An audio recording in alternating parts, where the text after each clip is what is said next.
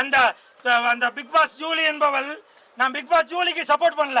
இது நிறைய பத்திரிகையிலையும் மீடியாலையும் சரி பொதுமக்களுமே இந்த மூஞ்சிலாம் நடிக்க வந்துருச்சா அப்படின்னு சொல்லி விஜய் சாரை வந்து குறை சொல்லியிருந்தாங்க. ஆனால்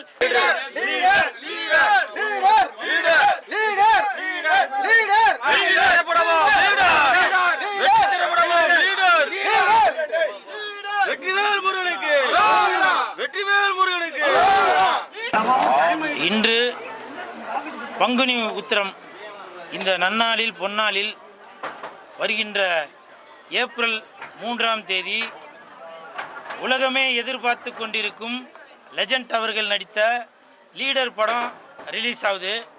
அதனால் இந்த பங்குனி உத்திரமான இன்று ஆண்டவனின் அருள் கண்டிப்பாக வேண்டும் என்பதற்காக லீடர் அவர்கள் நடித்துள்ள லெஜண்ட் அவர்கள் நடித்துள்ள லீடர் அந்த படம் மிகப்பெரிய வெற்றியடைய வேண்டும் என்பதற்காக லெஜண்ட் ரசிகர் மன்ற மாநில செயலாளர் சுதாகர் அவர்களும் இணை செயலாளர் சுரேஷ் அவர்களும் இன்று வடபழனி முருகன் கோயிலில் ஒரு மிகப்பெரிய ஒரு பூஜை நடத்தி உலகமே எதிர்பார்த்து கொண்டிருக்கும் இந்த லீடர் படம் மிகப்பெரிய வெற்றியடைய வேண்டும் என்று ஒரு பூஜை செய்துள்ளோம்.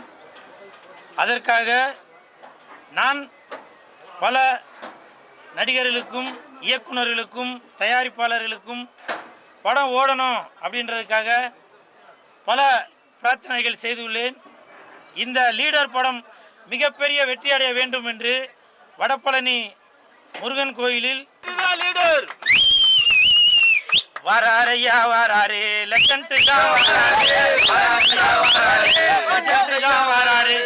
தம்பி விசில் அடிக்க வேணாம்ப்பா. நம்ம விசில் அடித்தோம்னா அது வந்து அரசியல் சம்பந்தமாக வேற எதையோ நோக்கி போவோம்.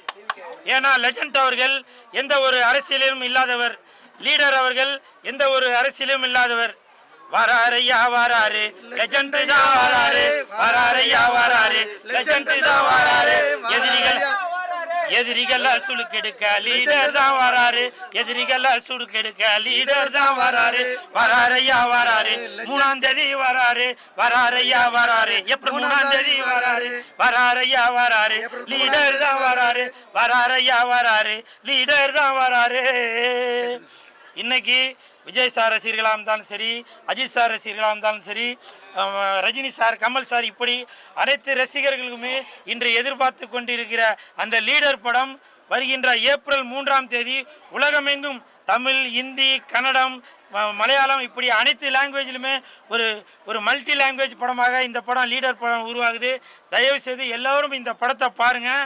லெஜண்ட் அவர்களை ஒரு நடிகராக மட்டுமல்ல, தொழிலதிபராக மட்டுமல்ல, ஒரு மனிதநேயம் உள்ள ஒரு மனிதனாக இருக்கும் இந்த லெஜண்ட் இந்த படத்தை பார்த்து எல்லாரும் ஒரு ஹிட் கொடுக்கணும்னு தாழ்மையுடன் கேட்டுக்கொள்கிறேன்.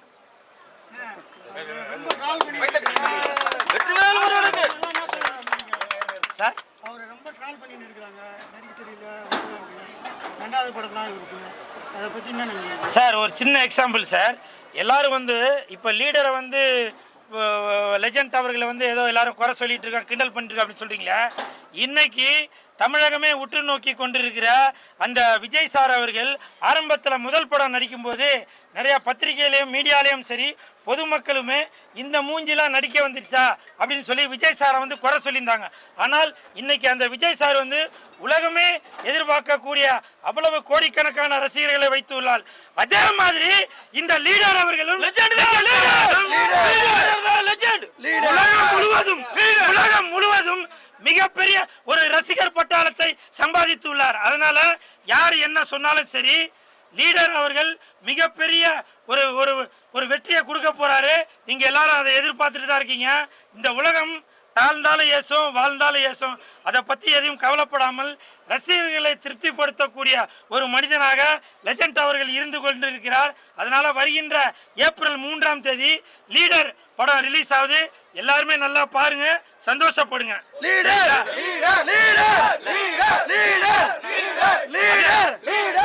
அதே மாதிரி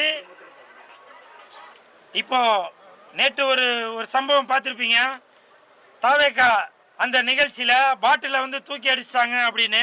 நான் இப்பவும் சொல்கிறேன், எப்பவும் சொல்கிறேன், தயவு செய்து எந்த கூட்டமாக இருந்தாலும் சரி, அது அதிமுகவாக இருந்தாலும் சரி, தேமுதிகவாக இருந்தாலும் சரி, பிஜேபியாக இருந்தாலும் சரி, எந்த ஒரு கட்சியாக இருந்தாலும் தயவு செய்து இந்த பாட்டில்லாம் எதுவும் தூக்கி அடிக்காதீங்க. ஏன்னா போற வர பொதுமக்கள் மேலே படும். அதனால நீங்கள் எந்த ஒரு நிகழ்ச்சிக்கு போனாலும் உங்களுடைய பாதுகாப்பு முக்கியம். நானே ஒரு கேள்வி கூட கேட்குறேங்க. சில பேர் வந்து அந்த பாட்டிலை தூக்கி அடித்தது திமுக தான் அப்படின்னு சொல்கிறீங்க, அதிமுக தான் அப்படின்னு சொல்கிறீங்க. எனக்கே ஒரு அச்சமாக இருக்குது. ஒருவேளை நீங்கள் ஒரு சிம்பத்தியை கிரியேட் பண்ணுறதுக்காக டிவிகேல இருந்து கூட யாரோ ஒருத்தன் ஒரு போதையில் தூக்கி அடிச்சிருந்தாங்க, யாருக்குன்னா தெரியுமா? தெரியாதுல்ல. அதனால தயவு செய்து சொல்கிறேன், நீங்கள் யார் தூக்கி அடிச்சான்னு தெரியல. ஆனால்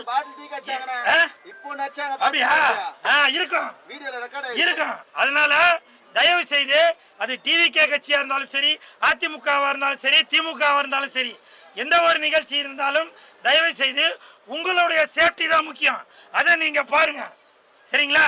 நேற்று கூட ஒரு வீடியோல பார்த்தேன், அந்த 6 அடி உயரமுள்ள அந்த ஆதவ அர்ஜுனாவை நீங்க அட வச்சு பார்த்துட்டீங்க. இந்த அவர் அழ வச்சதுக்கு கண்டிப்பாக நீங்க பதில் சொல்லியே தான் ஆகணும். எப்படி ஒரு பாட்டில தூக்கி அடிக்கலாம்? அது எந்த கட்சியாக இருந்தாலும் சரி. அதே மாதிரி உங்களுக்கு ஒரு கட்சியில ஒரு சீட்டு கொடுத்துட்டாங்கனாக்கா உடனே என்ன பண்றீங்க பாத்தீங்களா?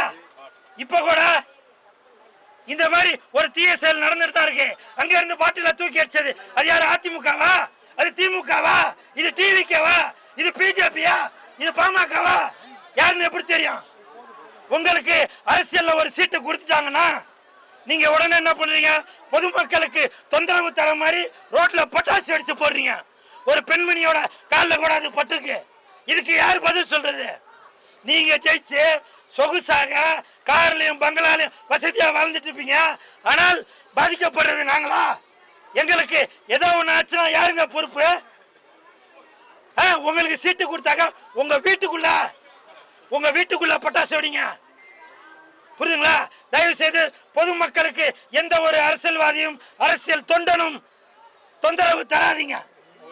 அதே மாதிரி பொதுக்கூட்டம் நடக்கும் போது ஆம்புலன்ஸ் வந்துட்டே போயிட்டே இருக்கு அப்படின்னு சொல்லி நீங்க குறை சொல்றீங்களா? ஆம்புலன்ஸ் அப்புறம் எங்கேயா போவான்?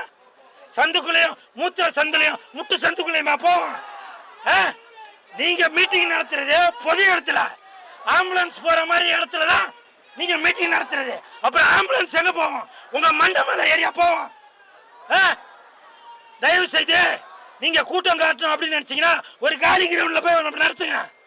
பொதுமக்கள் போற இடத்துல, வேலைக்கு போறவனும், ஸ்கூலுக்கு போறவனும், ஹாஸ்பிட்டலுக்கு போறவனும், அவங்களுக்கு நீங்க தொந்தரவு கொடுத்துட்டு ஆம்புலன்ஸ் உங்க இதுல போகுது, ஆம்புலன்ஸ் அதுல போகுது, பஸ் இதுல போகுதுன்னா நீங்க ரோட்ல இல்லையா உங்க பிரச்சாரத்தை நடத்துறீங்க? நீங்க தனியா ஒரு கிரவுண்ட்ல போய் நடத்துங்க. இது எல்லா கட்சிக்கும் நான் சொல்றேன். அதிமுகவுக்கு சொல்றேன், திமுகவுக்கு சொல்றேன், டிவிக்கு சொல்றேன், பாஜகவுக்கு சொல்றேன், எல்லா கட்சிக்கும் நான் சொல்றேன். நன்றி. பிக் பாஸ் ஜூலி இருக்காங்கல்ல, பாத்தீங்கன்னா பெரம்பலூர் தொகுதிக்கு விஜய் போறதுக்கு முன்னாடி நான் போயிருக்காங்க. போயிட்டு விஜய்க்கு சவால் விட்டு வாடா பார்க்கலாம் அப்படின்னு சார். அரசியல் வேற, சினிமா வேற சார். புரியுதுங்களா? அந்த தங்கச்சியை சொல்லியிருக்காங்கன்னா அந்த தங்கச்சியை திட்டவங்களுக்கே தெரியணும். அந்த பிக் பாஸ் ஜூலி என்பவள், நான் பிக் பாஸ் ஜூலிக்கு சப்போர்ட் பண்ணல, ஒரு பெண்ணுக்கு தான் சப்போர்ட் பண்றேன். அது ஒரு பொண்ணு தானேங்க. அந்த பொண்ணை போய் வாய்க்கு வந்ததெல்லாம் திட்டிருக்கீங்களா? நான் இன்னமும் சொல்றேன், நான் விஜய் சாரோட ரசிகன். அதனாலதான் நான் அந்த ஒரு அன்புலையும் பண்புலையும் சொல்றேன். அந்த பொண்ணு சொல்லிட்டு போகுதுன்னா நீங்க நாய் அப்படின்ட்டு போக வேண்டியதானே. அதை விட்டுட்டு உங்களுக்கு வீடியோ நல்லா ஓடணும், ஃபாலோவர்ஸ் நல்லா வரணும், லைக் நல்லா வரணும், நீங்க ஃபேமஸ் ஆகணும் அப்படின்றதுக்காக எதுலையோ போற ஓனான தூக்கி உங்க லுக்கிக்குள்ள விட்டுட்டு அப்புறம் குத்துதே குறையுதுன்னா அந்த பொண்ணு உங்களை யாருன்னா பர்சனலா அட்டாக் பண்ணிச்சா? அந்த பொண்ணு ஜூலி நடிகை, பிக் பாஸ் 2வது, அது ஒரு பெண். அந்த பெண்ணை நீங்க இழிவா பேசுறாலும் அந்த பொண்ணு திருப்பி பேசுது. இப்ப நீங்களே எவ்வளவு கட்சியில உள்ளவங்க, யாராரோ எந்தெந்த கட்சியில உள்ளவங்கள எல்லாரும் திட்டுறீங்கல்ல, அவங்களும் பெண்ணு தானங்க. உங்களுக்கு ஒரு நியாயம், அவங்களுக்கு ஒரு நியாயமா? நன்றி, வணக்கம்.